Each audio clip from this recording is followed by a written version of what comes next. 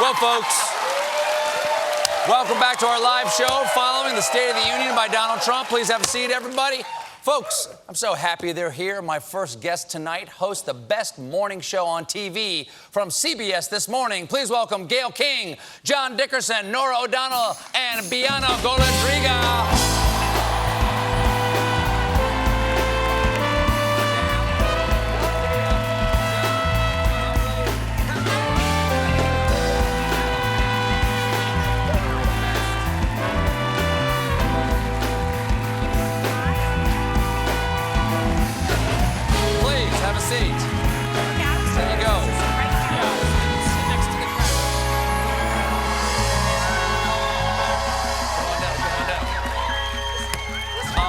First of all, thank you so much. It is.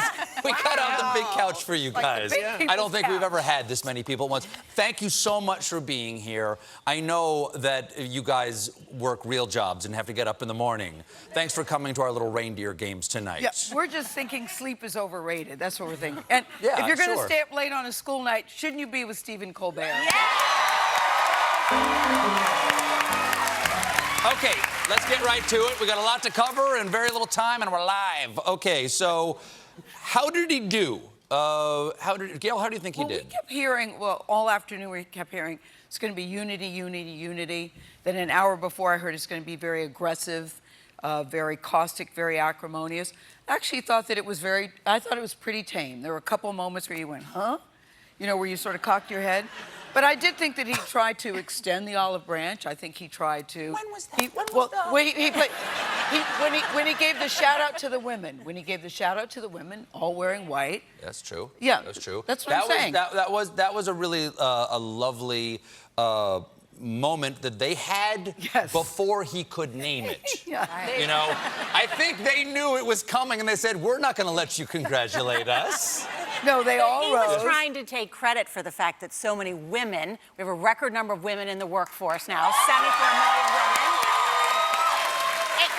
But so many of the women in Congress took men's jobs. Yeah. Well, and he has every right to take credit for that because they won in large part because they ran against him. So where's the thank you? That's right. At long last, where is the thank you? But it got the biggest applause line. It got the biggest He was also applause happy they were standing up, right? You had Democrats standing up and applauding the president. Yeah. How often did that happen? Right. Well, he can think they were applauding him. That's very sweet.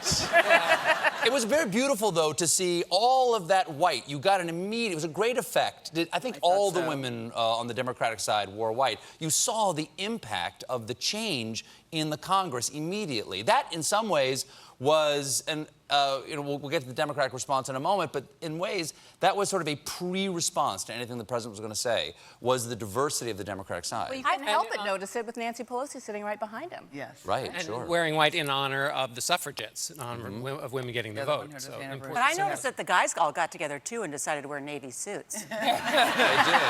John, thank you for the solidarity. No, it turns out we sleep in these. This is actually what I wear to bed normally. So what do you think tomorrow morning, you know, when we get up, what are you guys going to be talking about? What do you think the takeaway from this speech is going to be? Well, I did learn that if it wasn't for him, we would be at war with North Korea. That was the moment where I go... That's a veiled threat. That's a veiled threat. That's like, and if you don't re-elect me, I'll start a war 5 minutes before I leave. I think, by the way, when you say when we get up, that cuts a little close to home for us because that's in about 2 hours. Yeah, exactly. When y'all get up, I'm sleeping in tomorrow because... We'll call you. Stephen. I think in the morning, I think if you're a Trump supporter or you're a Republican, there was a lot in that speech to like. He talked about the economy at length. I bet there were a lot of Republicans who thought, why didn't he do this all the time during the 2018 election?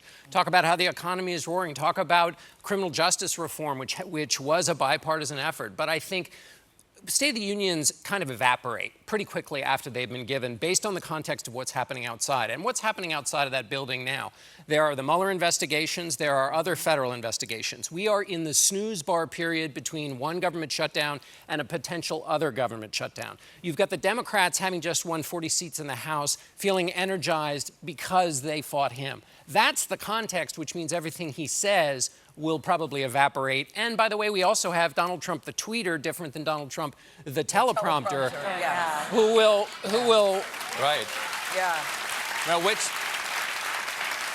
Sorry, Norah, you want to say? Well, I think there's a key line. He threatened Congress as well. He said if there is going to be peace and legislation, there cannot be war and investigation. That was a threat. He called them these ridiculous investigations. And how many investigations are there? There are 17 current known investigations against Trump, including Mueller, by the Southern District of New York, in the District of Columbia, by the Eastern District of New York. So those are outside of Congress, those investigations. Inspector Gadget's open Yeah. one again. Smokey the Bear. Smokey the Bear, Inspector Clouseau is on the case. But there's also a difference between talking about a healthy economy and the hottest economy ever in history, which is not. It's just not the case. Ghana's economy is growing faster than the U.S. economy. Ghana? Nigeria's economy is growing faster. Make America India, Ghana again. Yeah. Even Not gonna do China. it. China's economy is slowing, but still growing at a faster rate than the U.S. economy. A lot to be excited about. 100 straight months of job growth. The economy, the unemployment rate is at 4%, but we have seen stronger economic growth in years past. He does deserve some credit for the economy, him and the previous administration. And I think and I think Republicans wish he would focus on that.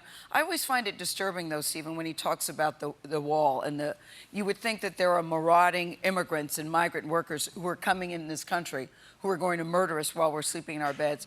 I was at Texas at the border, and when you see these people and you talk to these people, just think what it's like. You have to leave your own country to come to a country where you're not welcomed, but you still think that it's better to be here than there.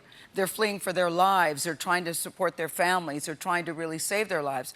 I met a woman whose daughter had been raped several times, and she said, I've got to go. Another guy who was a member of a gang he didn't want to be, and his father had brought him. You know, you're separating these children from their parents. These people are coming because they want a better life. They're just trying to live. They are not, sure, there are some outliers, but that is not the majority of the people. Well, that leads to my next And that question, which bothers is, me. John, you were saying that these the State of the Union speeches are kind of like emotional cotton candy. As soon as they hit the water, they evaporate. What does he get out of this for the most important thing right now, which is to fulfill the campaign promise to build that wall? He's up against, are we 10 days away, 5 days? I forgot, 30 seconds away from 10. Okay, 10. for the 15th. Yeah. So will this move the needle at all? I think, well, moving the needle, no, it won't move the needle. But what it does is it does solidify his support. And where was that weakening? We saw some in the polls that he was losing some support when the government shut down over this. He's also losing support inside the Republican conference, because when he talks about declaring an emergency for this, a lot of Republicans stood up when Mike Pence went to go meet with them 2 weeks ago and said, don't do that. That we yelled and screamed when Barack Obama did similar things. This is anti-constitutional. Don't go do it. And if he's making the case for he's looking reasonable, looking like he's extending an olive branch, although I agree with you, I didn't see any particular olive branches, it helps shore up his troops, and they applauded like crazy for him. And that's good enough for one speech in one night. Okay, I'm sorry, we just got to take a quick break here, and we'll be right back Do you with want us to more. stay? Yeah, please stay with the hosts of CBS This Morning. Please do.